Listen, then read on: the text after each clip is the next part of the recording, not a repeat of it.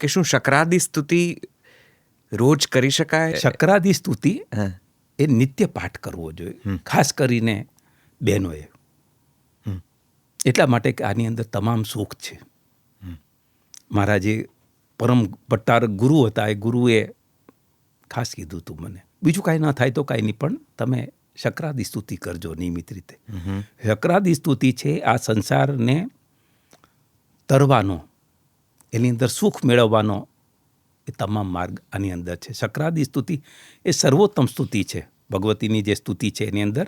જી. એટલે આપણે એક આ રહસ્ય કહું છું કે આની અંદર ભોગ અને મોક્ષ બંને છે. કેમ કે આપણે સંસારી માણસ છીએ તો આપણે એકલા મોક્ષથી તો મેળ નહીં પડે. આપણે કંઈ પલાઠી મારીને બેસી શકવાના નથી. બરાબર છે. આપણે જે જોઈએ છે, જે સુખ જોઈએ છે, જે આનંદ જોઈએ છે, અને એ આનંદ મેળવતા મેળવતા ધીમે ધીમે આપણી ઉપાસનામાં પણ આગળ વધીએ.